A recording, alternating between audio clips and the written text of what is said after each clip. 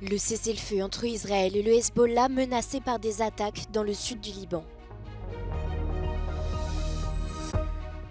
La Russie a lancé jeudi matin une attaque massive de drones et de missiles sur le réseau énergétique ukrainien, privant d'électricité près d'1 million de civils. L'Ukraine intensifie ses efforts diplomatiques. Après des contacts avec le chef de l'OTAN et la Corée du Sud, le président Zelensky appelle les pays alliés à maintenir la pression sur la Russie. Les autorités roumaines ont ordonné jeudi le recomptage des votes du premier tour de la présidentielle, après la victoire surprise du candidat nationaliste Călin Georgescu. Les députés européens commentent et critiquent aussi le livre mémoire d'Angela Merkel, l'ancienne chancelière allemande.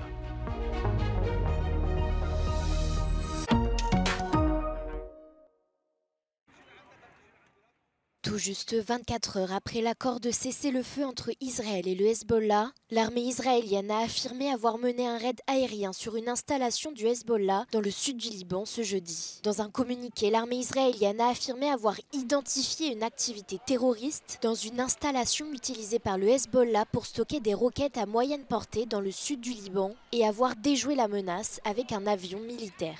Plus tôt dans la journée, le Liban avait déclaré que des chars israéliens avaient attaqué un village frontalier du sud du Liban. Au moins 2 personnes ont été blessées selon les médias d'État. Les autorités israéliennes ont déclaré dans un communiqué que des suspects étaient arrivés dans plusieurs régions du sud Liban, violant ainsi les conditions du cessez-le-feu. Les forces israéliennes ont alors ouvert le feu en leur direction.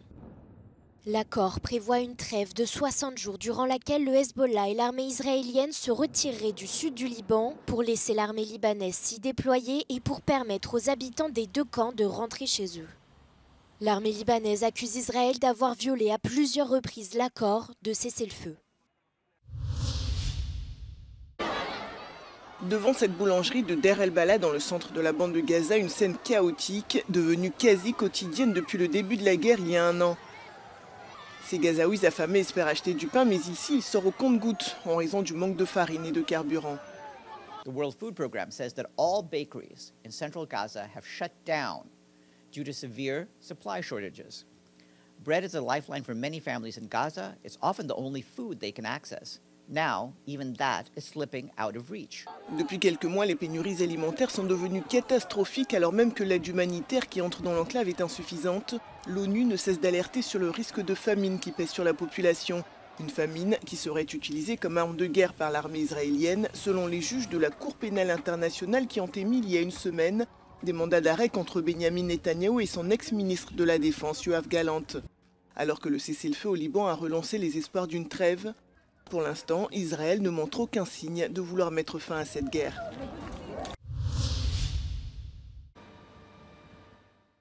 Les conditions hivernales menacent plus que jamais la population ukrainienne, alors que la Russie intensifie ses attaques contre l'infrastructure énergétique du pays.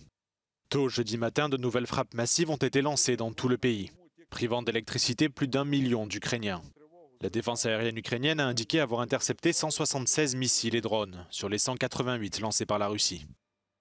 Le président russe Vladimir Poutine a déclaré que ces attaques étaient une réponse aux frappes menées par l'Ukraine avec des armes britanniques et américaines la semaine dernière. Ces nouvelles attaques russes s'inscrivent pourtant dans la continuité de la stratégie du Kremlin, qui cible le réseau énergétique ukrainien chaque hiver depuis le début de l'invasion. Plus de 280 000 foyers de la région de Rivne dans le nord-ouest du pays ont été privés d'eau et d'électricité à la suite des frappes. Enfin, dans la région d'Odessa, l'un des bombardements a fait 2 morts et 3 blessés, dont un jeune homme de 16 ans. Просто стеклами завалило. У дитя ранение, зашили ногу пока. Но у нас нету ни в одной комнате, нигде ни одного окна, нету дверей внутри.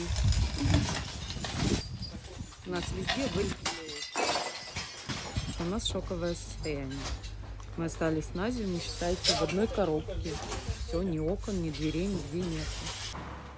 Plus à l'ouest, dans la région de Volyn, 215 000 foyers ont été privés d'électricité. Toutes les infrastructures critiques ont été branchées sur des générateurs.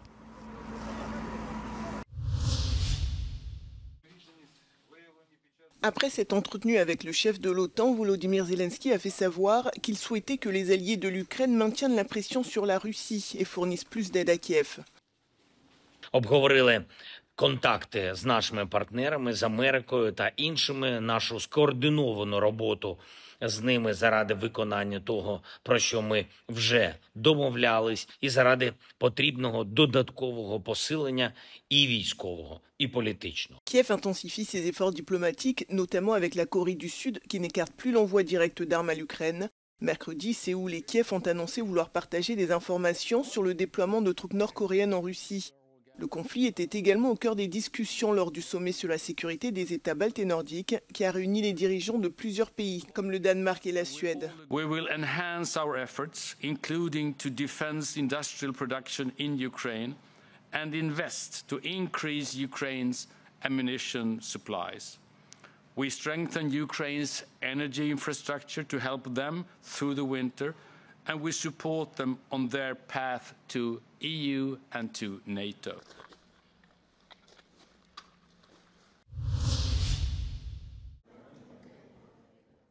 La Cour constitutionnelle roumaine a demandé ce jeudi à l'autorité électorale de recompter et de revérifier tous les bulletins de vote du premier tour de l'élection présidentielle, qui s'est tenue dimanche dernier dans le pays.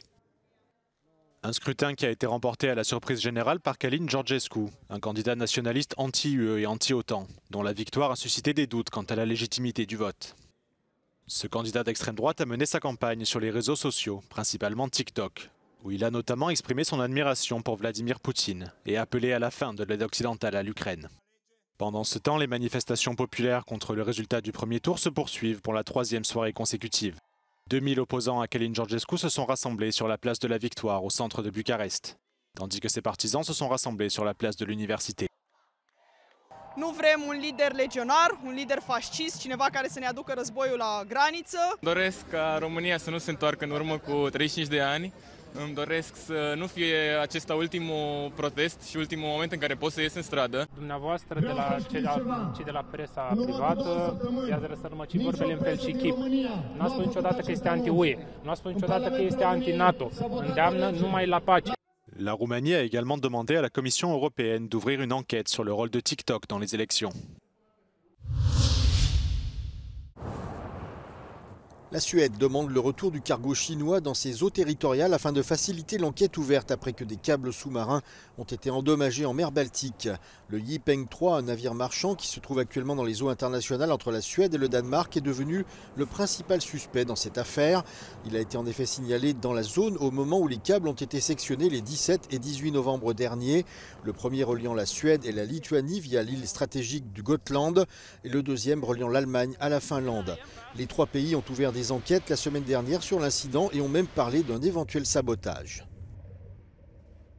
Det der med, at man påstår, at det er et hændeligt uheld måske, så har man ikke to hændelige uheld inden for det samme døgn. Altså.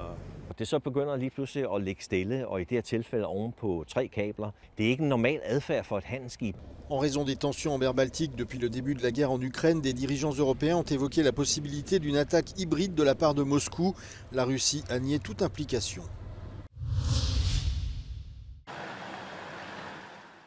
La Suisse et l'Union européenne pourraient parvenir à un accord d'ici la fin de l'année sur les conditions d'accès au marché commun.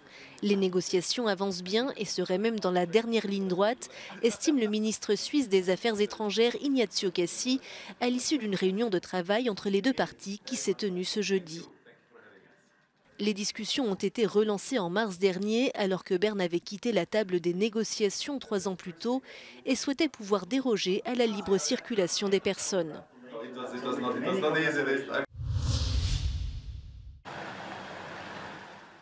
La Suisse et l'Union européenne pourraient parvenir à un accord d'ici la fin de l'année sur les conditions d'accès au marché commun. Les négociations avancent bien et seraient même dans la dernière ligne droite, estime le ministre suisse des Affaires étrangères Ignazio Cassi à l'issue d'une réunion de travail entre les deux parties qui s'est tenue ce jeudi. Les discussions ont été relancées en mars dernier alors que Berne avait quitté la table des négociations 3 ans plus tôt et souhaitait pouvoir déroger à la libre circulation des personnes.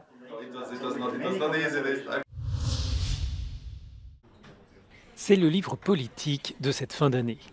Dans une autobiographie intitulée « Liberté », l'ancienne chancelière Angela Merkel revient sur ses 16 années à la tête de l'Allemagne, une période qui a marqué l'Union européenne et qui fait réagir les eurodéputés.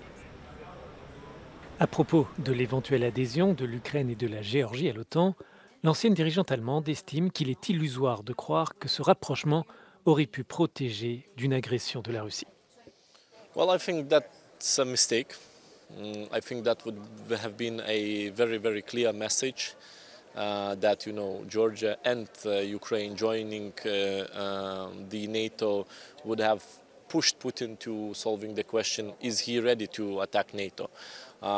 Question, is he ready to attack Georgia or Ukraine, is much easier to answer, and he did answer. In 2008, he attacked during the opening of the Olympics, he attacked Georgia. Concernant la dépendance allemande au gaz russe, Angela Merkel souligne que la question est apparue sans qu'aucun gaz n'ait jamais été transporté par le gazoduc Nord Stream 2.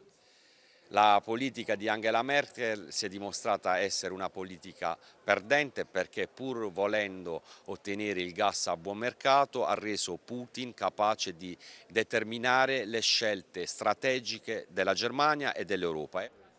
Sur la crise financière grecque et celle de la zone euro, l'ancienne chancelière souligne que la sortie d'un membre de la monnaie unique aurait eu des conséquences imprévues. I think she has a very bad legacy when it comes to the euro crisis. What they did was that they saved the German banks. They made sure that they got repaid, and they sacrificed the people of Greece, but also people in Spain, Portugal and Ireland. We should praise her achievements back then, because obviously the Eurozone was on the brink of collapse, and Greece as a country, as a nation, was on the brink of collapse.